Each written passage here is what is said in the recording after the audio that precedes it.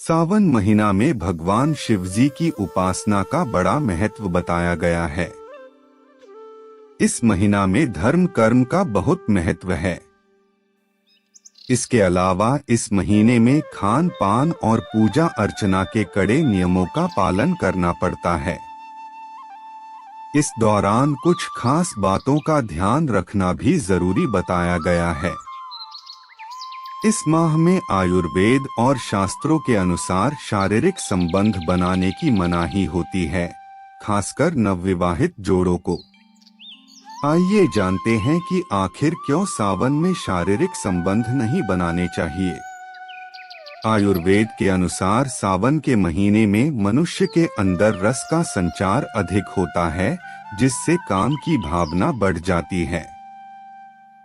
मौसम भी इसके लिए अनुकूल होता है, जिससे नवविवाहितों के बीच अधिक सेक्स संबंध से उनके स्वास्थ्य पर विपरीत असर पड़ सकता है। सावन के महीने में पुरुषों को ब्रह्मचर्य का पालन करते हुए वीर्य का संरक्षण करना चाहिए। आयुर्वेद में लिखा है कि इस महीने में गर्भ ठहरने से होने वाली संतान शारीरिक और मानसिक रूप से कमजोर हो सकती है।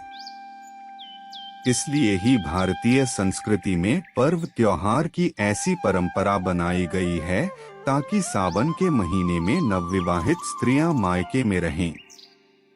सावन के महीने में भगवान शिव की पूजा के पीछे भी यही कारण है कि व्यक्ति काम की भावना पर विजय पा सके। भगवान शिव काम के शत्रु हैं। कामदेव ने सावन में ही शिव पर काम का बाण चलाया था, जिससे क्रोधित होकर भगवान शिव जी ने कामदेव को भस्म कर दिया था। शास्त्रों के अनुसार कुछ ऐसे दिन भी हैं जिस दिन पति पत्नी को किसी भी रूप में शारीरिक संबंध नहीं बनाने चाहिए, जैसे अमावस्या, पूर्णिमा, चतुर्थी, अष्टमी, रविवार, संक्रांति, संधिकाल, श्राद्ध पक्ष, नवरात्रि, श्रावण माह और ऋतुकाल आदि में स्त्री और पुरुष को एक दूसरे से दूर ही रहना चाहिए।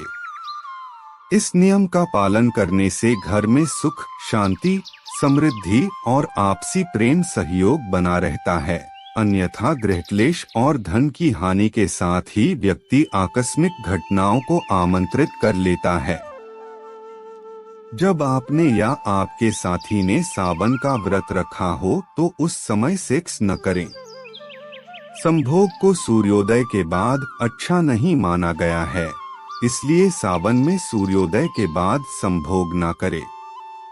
अविवाहित महिलाओं और पुरुषों के लिए सावन के दौरान संभोग उचित नहीं है।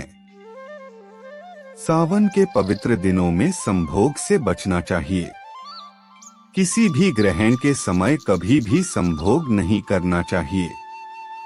सावन के इस पवित्र महीने में चारों ओर भक्ति का माहौल होता है और शिव भक्तों में सावन का महीना विशेष उत्साह लेकर आता है।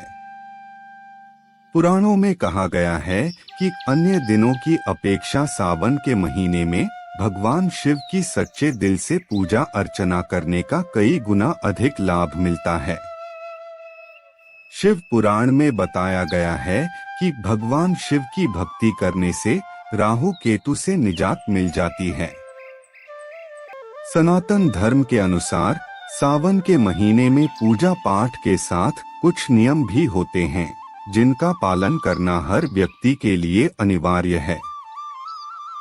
ऐसे में खासकर अगर आप सोमवार का व्रत रखते हैं तो आप ये जान लीजिए कि सोमवार के व्रत में या सावन माह में संभोग क्यों नहीं करना चाहिए।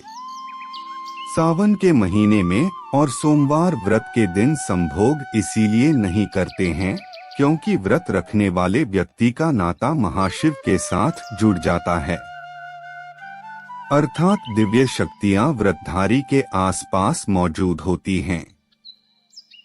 ये सभी शक्तियां व्रत रखने वाले व्यक्ति के आसपास घूमती रहती हैं और उसका साथ नहीं छोड़ती। वह व्यक्ति भगवान शिव की शरण में होता है। ये दिव्य शक्तियां सकारात्मकता का प्रतीक मानी गई हैं।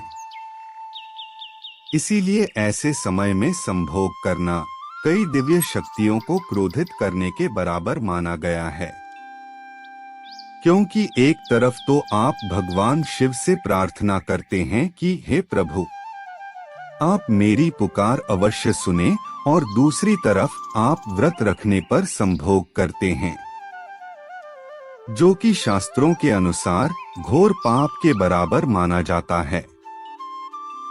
संभोग करने पर व्यक्ति अपवित्र और गंदा हो जाता है। अगर कोई व्रतधारी ऐसे समय में शारीरिक संबंध स्थापित करता है तो ये दिव्य शक्तियां भयानक रूप ले लेती हैं। ये शक्तियां क्रोध में आकर आपस में टकराती हैं और व्रत रखने वाले व्यक्ति को अंत तक जीवन भर परेशानियां झेलनी पड़ती हैं। गरुड़ पुराण में बताया गया है कि व्रतधारी को संभोग करने से बचना चाहिए, क्योंकि वह व्यक्ति उस समय ईश्वर की शरण में होता है। इसीलिए सावन के पवित्र महीने में अगर आपने व्रत रखा है तो आपका नाता ईश्वर से जुड़ गया है। ऐसे में जब तक आपका व्रत पूरा ना हो जाए तब तक संबंध स्थापित कभी ना करें। जब तक सावन का महीना समाप्त ना हो जाए अथवा सोमवार का व्रत पूरा ना हो जाए तब तक श्रद्धा पूर्वक व्रत को पूरा करें और सावन समाप्त होने तक कोई भी गलत कार्य ना करें तथा शारीरिक संबंध स्थापित ना करें। इससे दिव्य शक्तियां क्रोधित होती हैं। वहीं व्रत में संभोग करने वाले व्यक्ति को कुकर्मी और अधर्मी कहा गया है। इसीलिए ऐसा पाप करने से हमेशा बचना चाहिए तथा व्रत के दौरान महादेव की सच्चे दिल से भक्ति करें और मनोवांछित फल की प्राप्ति करें।